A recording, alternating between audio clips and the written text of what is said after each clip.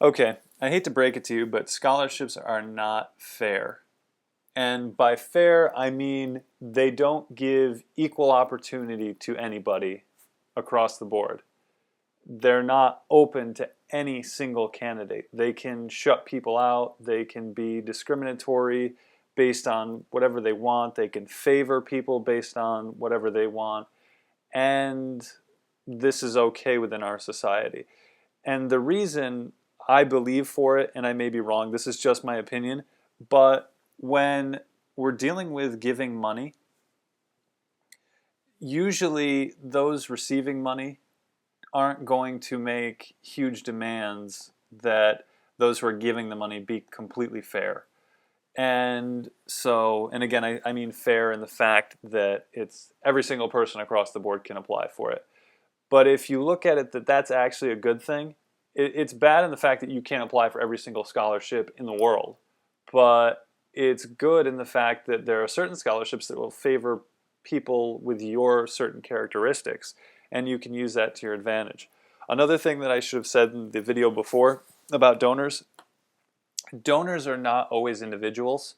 They can be the government, they can be corporations, they can be businesses. They don't have to be a certain individual who's giving the award.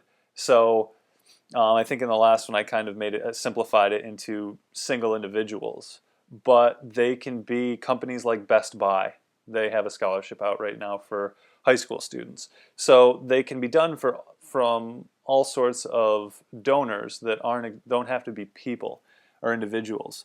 But when we talk about scholarships, scholarships can be exclusionary. They can lock out people based on race. There are some scholarships that are for just African American students, and they have that focus, and they would say that's one of the criteria that you have to have. And I've never seen a scholarship that was just for white students, but there's other things that they can use to lock people in or out depending on what they have. The rugby scholarship that I won, it didn't lock other students out that played soccer, but it just gave preferential treatment to a certain one. And that's kind of what I want to talk about. I want you to look at, when you're looking at scholarships, I want you to look at the donor as closely as possible. And the beauty of Google is that you can usually find out more information about people than just what's in the description. It's easier to find information now than it was 10 years ago. And so I would highly recommend using that to your advantage, because if we go back to the parental type relationship of scholarships, where, and we do some anthropomorphism where we give inanimate objects human characteristics, we're going to pretend a scholarship is a real person. And the way I'd like to kind of have you look at it is that donors in colleges, let's say once every semester, let's say this is an every semester scholarship, want to find someone to hang out with their child scholarship for the semester. And let's say it's a study abroad program, so they want someone to travel on with scholarship for the semester. So what they do is they set up the scholarship in a certain way, and they want to find the friend who best matches what scholarship is looking for. So in my case, scholarship was a rugby player who traveled internationally.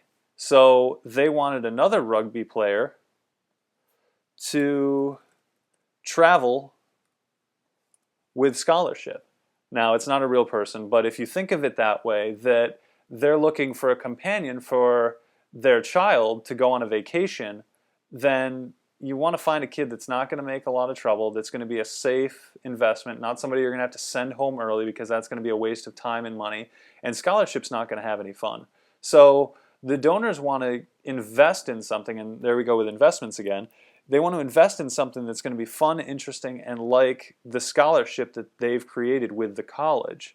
So if you think of it like that, in the fact that you're going to make yourself into the best friend of this scholarship so that the two of you can go to Guatemala and study anthropology, if that's what it's looking for, then you become the best candidate.